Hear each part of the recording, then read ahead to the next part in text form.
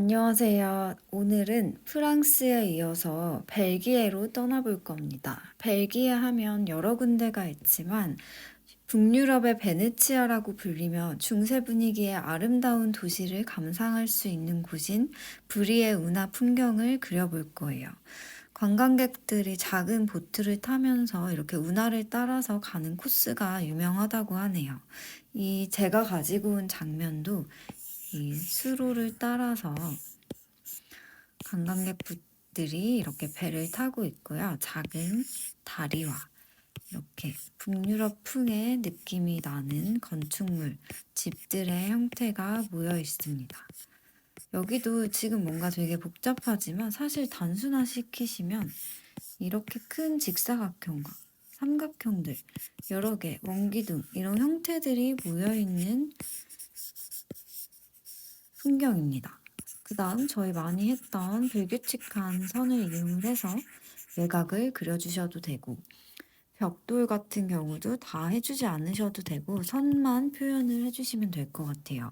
지금 투시가 이렇게 들어가고 있죠. 이쪽도 형태가 조금 다양해서 보시기가 힘드시지만 크게 보면 이 투시가 다 이렇게 모이고 있습니다. 혹시 출력이 가능하신 분들은 출력해서 이런 선들을 직접 찾아보셔도 좋을 것 같아요. 인물은 꽤 많이 계신데 이걸 다 표현하지 않으셔도 되고 실루엣만 편하게 한번 작업을 해볼게요. 그러면 마찬가지로 제가 종이에서 한 번 더 같이 설명을 해드릴게요. 네, 저희 벨기에 브리에 운하 풍경을 그려볼 건데요. 거의 이렇게 정중앙쯤에 다리가 하나가 있고요. 옆에는 큰 건물 하나랑 작은 건물 사이에 이런 나무 숲풀들이 있습니다. 그러면 또 세밀하게 하기보다는 먼저 한 가지를 잡고 거기와 비교하면서 그려나가면 될 것 같아요. 저는 먼저 대략 다리의 위치를 잡아주겠습니다. 그 다음 자세히 보니까 여기 중심으로 살짝 아치형으로 되어 있죠. 그리고 강물 사이에 사람들이 타고 계신 배가 있습니다. 대략만 위치 잡아주시고 다시 또 옆으로 넘어와서 지붕이 삼각형인 집을 잡을 건데요. 이 다리와 비교해서 너무 길어지지 않도록 저희 이렇게 1점 투시였죠. 살짝 가이드 선을 일자, 수평보다는 여기보다는 아랫면이 조금 더 밑으로 내려갈 수 있게 잡아주시고 또 위에 갈색깔 벽돌들 이렇게 지금 나무에 좀 가려있지만 여기는 이런 삼각형의 형태가 있겠죠. 뒤에 꿀뚝 기둥들도 해주시고 그 다음 저희 항상 했던 것처럼 불규칙한 선을 이용을 해서 커다란 숲풀의 실루엣을 그려주겠습니다. 거의 강가에 닿고 있을 정도로 그려주시고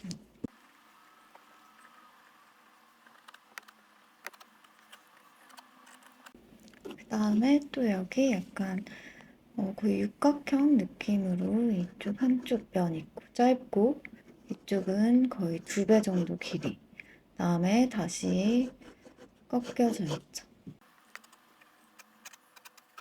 이쪽도 가려져 있지만 중심을 향해서 이렇게 지붕이 모여져 있을 것 같아요. 두께감들 조금씩 더해주시고 중간 창문 그려주시고 지금 이 창문이 활짝 열려 있어서 이렇게 반원 정도의 타원형 반원을 또 여기 옆에 그려주시면 될 것 같아요.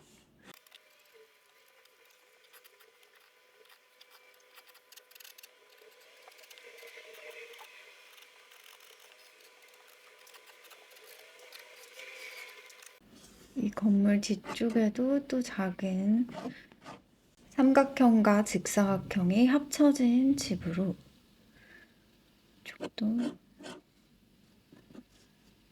앞에 건물보다 조금은 더 높게 해주시고.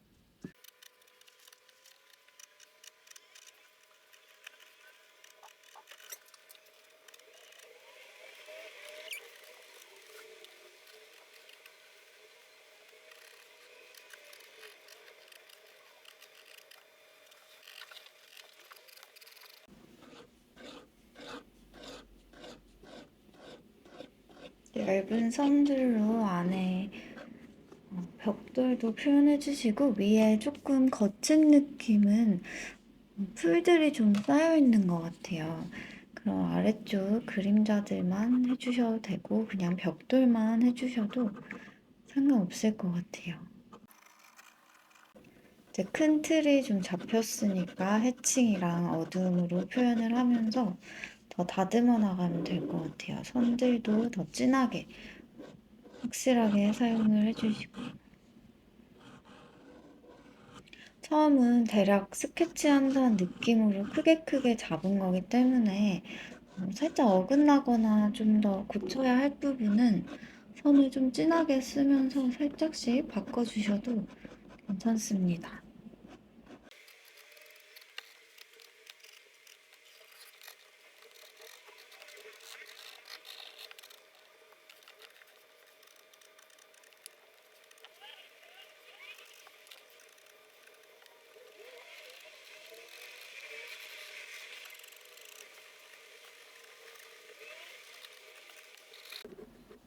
그런 세부적인 요소들도 임의로 조금씩 더 그려주시고, 벽돌도 저희 했던 것처럼 개수 똑같이 하지 않고 엇갈려서만 조금 표현을 해주시면 될 것 같아요.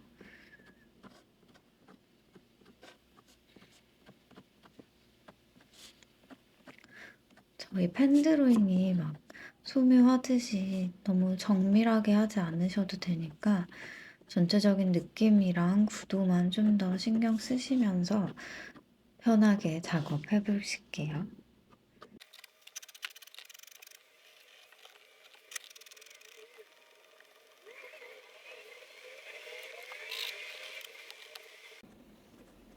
여기도 나무 실루엣도 조금 더 그려주시고.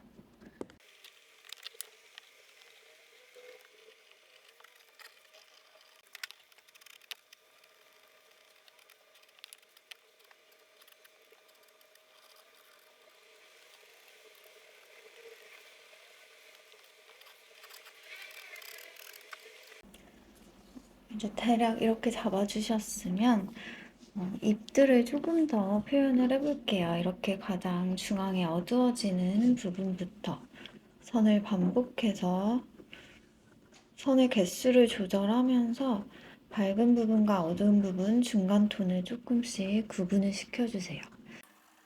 아니면 실루엣으로 하얗게 좀 남겨놓으셔도 전혀 상관없습니다.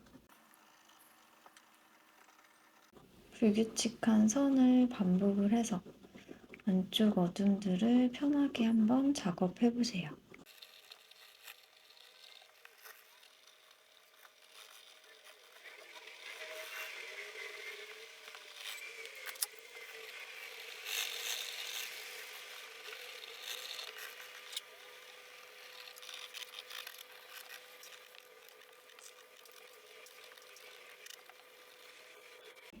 이 풀들은 좀 뒤에 있으니까 앞에보다는 너무 선을 많이 표현하지 않을게요. 느낌만, 실루엣만 표현해 주시고.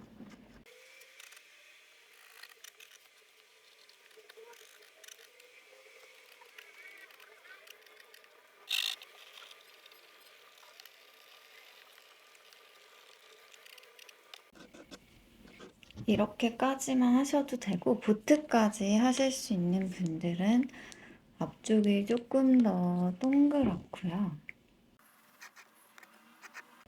이쪽이 좁아지고, 앞쪽이 좀 더 넓게.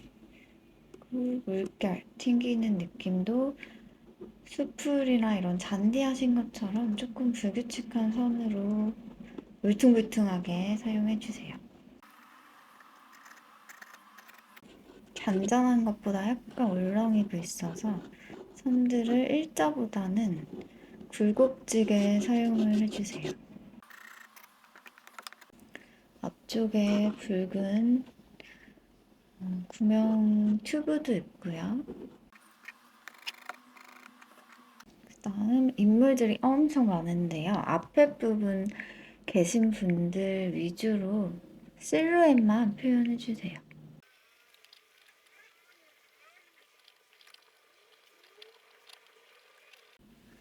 얼굴 형태와 목 상체 느낌만 해주셔도 충분합니다.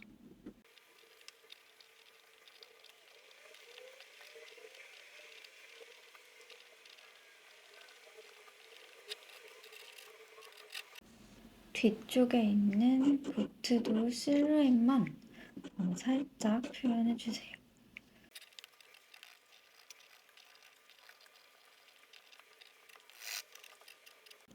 뒤쪽은 하셔도 되고 안 하셔도 상관없을 것 같아요. 엄청 멀리 있으니까 여기도 마찬가지로 실루엣 느낌으로 인물들만 좀 더 표현해주시고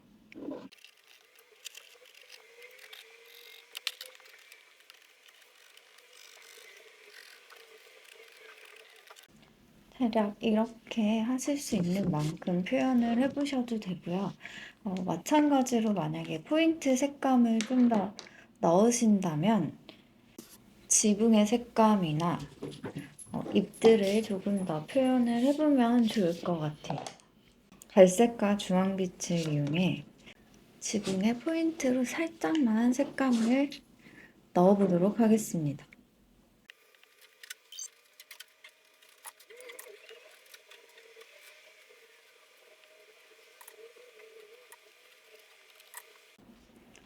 뒤쪽은 빛 더 많이 받아서 조금 더 밝은 연두빛 느낌으로 표현을 해주고요. 앞쪽은 좀 더 청록색감으로 표현을 해보겠습니다.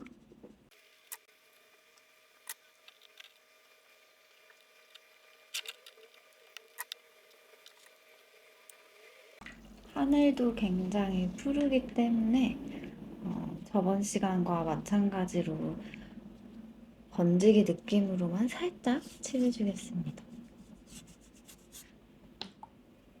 이렇게 하시고 물로 쭉 풀어주세요.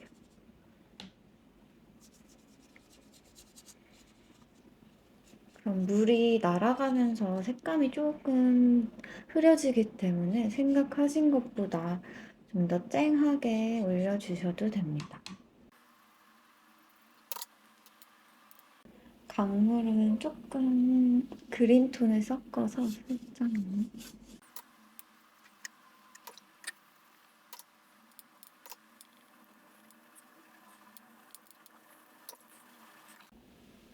여기 건물의 창문의 색감이 예뻐서 여기도 조금 더 포인트로 살짝만 넣어볼게요. 이렇게 하시고 마무리 하셔도 되고 아마 색감이 좀 들어가면 선이 조금 가려져서 선 부분을 좀 더 다시 한 번 더 포인트로 진하게 올려주시고 마무리 하셔도 됩니다. 그러면 오늘도 하실 수 있는 만큼 편하게 작업해 보시고 같이 공유해 주세요. 그러면 오늘도 화이팅 하세요.